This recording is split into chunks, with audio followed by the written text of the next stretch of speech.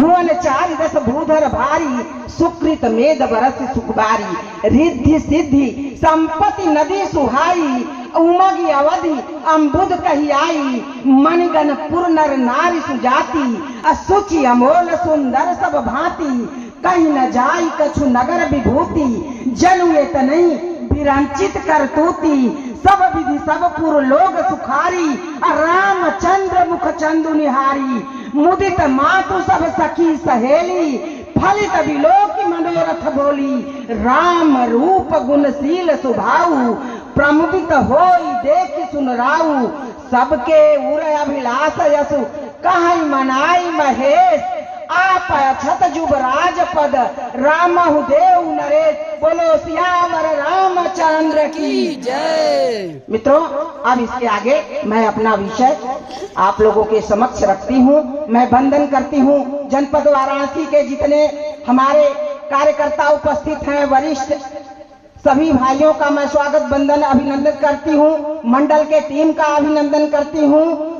शक्ति केंद्र संयोजक का अभिनंदन करती हूँ। काशी क्षेत्र की गरिमामयी उपस्थिति का अभिनंदन करती हूँ।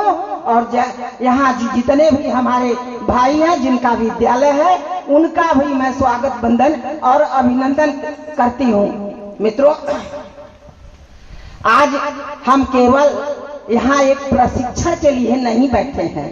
एक प्रशिक्षण मात्र नहीं है और एक कार्यक्रम हम बल्कि उस विचारधारा को आत्मसात करने के लिए बैठे हैं जो हमारे पंडित दीनदयाल उपाध्याय और श्यामा प्रसाद मुखर्जी जी के माध्यम से आज भारतीय जनता पार्टी और भाजपा यहाँ पहुंची है, जिनकी नीति और रीति को लेकर सिद्धांत और विचार को लेकर के हम यहाँ पहुंचे हैं।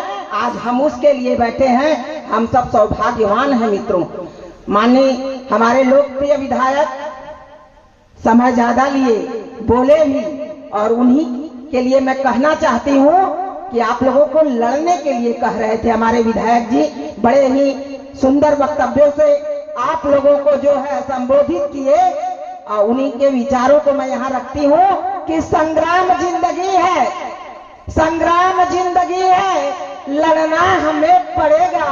और राणा शिवा भगत जी झांसी की वीर रानी, अब वीरों का देश भारत, वीरों की एक कहानी, जो आग में जला है कुंदन वहीं बना है। मित्रों, आग में तप करके ही स्वर्ण आभूषण का आकार लेता है, कभी कान का, कभी गले का, कभी हाथ का।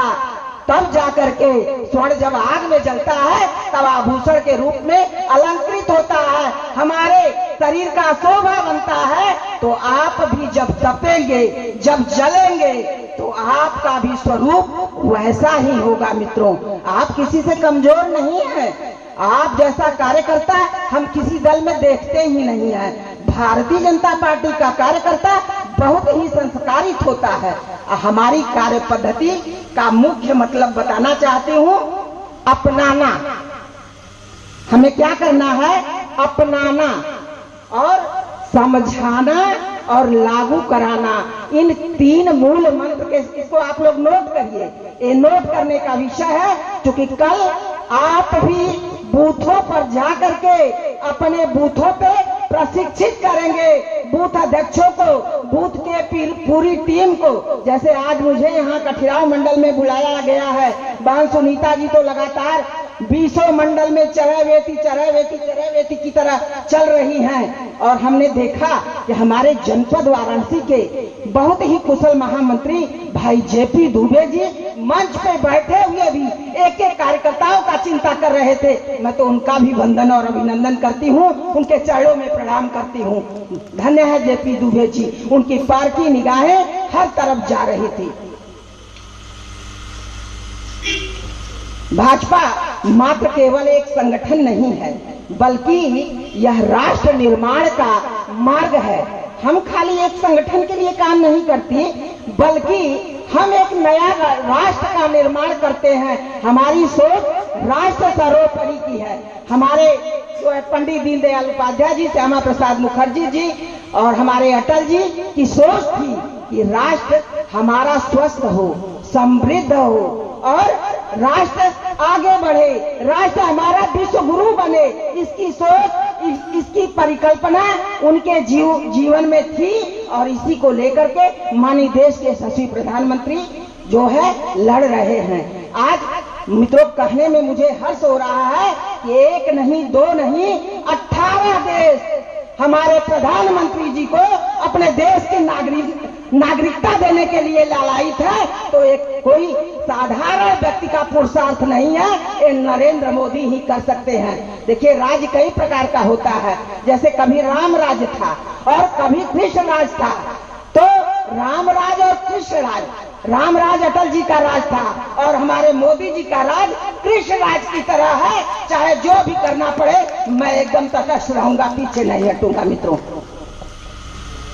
हमारी कार्य पद्धति, हमें सोचना है कि हमारा राष्ट्र कैसे विकसित हो और हम संगठन के लिए कैसे काम करें जिससे हमारा संगठन मजबूत हो सके। हमारी कार्य पद्धति के 3 चरण हमने बताया है कि आप लोग नोट कर लीजिए। अपनाना, हमें अपने विचारधारा में इसको अपनाने की आवश्यकता होती है।